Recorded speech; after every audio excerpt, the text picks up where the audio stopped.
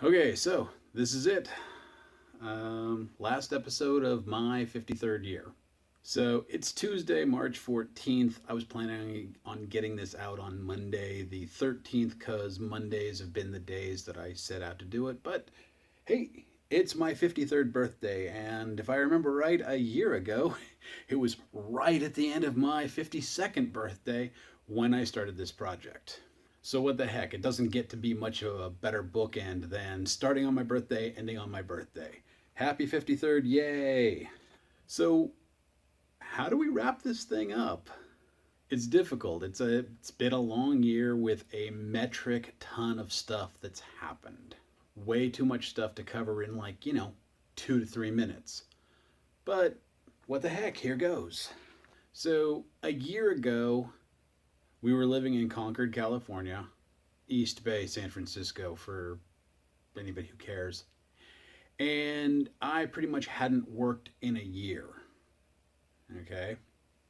Since then, I became a board member to a 30-year-old nonprofit. I quit my career. I moved my family to Pullman, Washington. We took our kids out of homeschooling and put them in normal school. My wife rejoined the workforce after 12 years of unpaid labor at home. Then I got a good job, followed almost exactly 2 months later by a great job. Whew. And that's just the highlights. And that's also the reason why I'd like to do my 54th year. But I'm not going to, at least not on a regular commitment project basis. See, the thing is that there is so much that happens in one calendar year. By doing my 53rd, I really got a chance to see what was happening. Because here's the thing, on a day by day basis, nothing changes. And on a week by week basis, little things happen. But at the month level, a lot happened. And by doing my 53rd, at least I did it for like the first 3 months. I was really in a position where I was forced to see what I was doing. And as a quick side note, one of the things I really got out of doing my 53rd year is being able to write. I sat down last night, I guess this would have been Sunday night, and just talked into my Scrivener. I just, I'm able to project my speaking voice into my typing fingers. This is highly useful. So, back to what I have written here. My 53rd year really allowed me to kind of see the big picture. Here's the thing, this last year has not been a good year. It ended well, but it wasn't a good year. So, I'm still trying to wrap my head around the election of number 45. I talked about that 2 or 3 videos ago, which was like 2 or 3 months ago. I'm understanding more about what happened and why he's now our president. That project is still ongoing. I'm still running into Trump voters and I ask them to help me understand why they voted for somebody that to me was so blatantly unqualified. So, moving on. So, we started this year out broke, and then it went downhill from there. It it started bad. And one of the challenges with filming was that there was some negative stuff going on that, I'm sorry, I'm not going to bring my audience down. You guys have got too much crap going on in your own lives to hear me whining about somebody I'm not getting along with, about jobs that I wasn't getting. There are so many jobs that I didn't get this year. So many.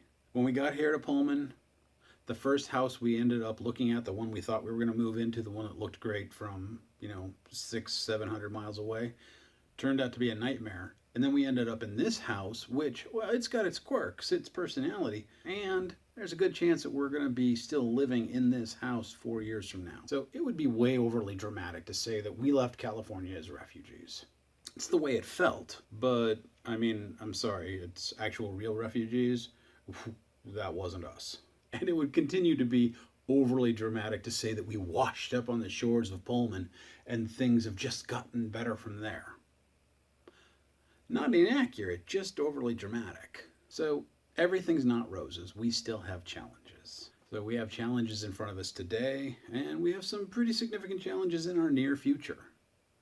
The long term's looking pretty good, but the short term and the near term, there's some challenges. But like I said, looking at the long term, I certainly like our prospects better. Like we have a future. We can see a future. It's complicated. Before I bail on this project, I need to give a shout out to four very key people. First, Amy Schmidauer. You're the reason I took this thing on. You're also the reason why I'm stopping doing video for now. And it's not a bad thing. You helped make it really easy for me to see that I was doing video for the wrong reasons. On top of the wrong reasons, the way I was doing it wasn't working for me. It was not sustainable. I will be back sooner than later. You're kind of my Pat Flynn and Tim Ferriss rolled into one. You are my inspiration. Thank you for that. I could go on. I would need to do an entire project to say all the things that I have to thank you for, Amy. Second and third, so in no particular order, are Lori and Reg. Now, I don't watch you guys as much as I'd like to, and yet I still feel connected to you. Amy said that doing Veda, you would meet people that would stick with you in your life, and you guys have stuck, and I've stuck with you. So thank you for both sticking with me through this project and going forward. Like I said, I'm not gone. I'm just, this was a project, my 53rd year, 52nd birthday, 53rd birthday, bookend. And finally, RJ. To a certain extent, you're the one who made this all worthwhile. And yeah, dude. I still love the outhouse lighting video. So, once more, thank you, family.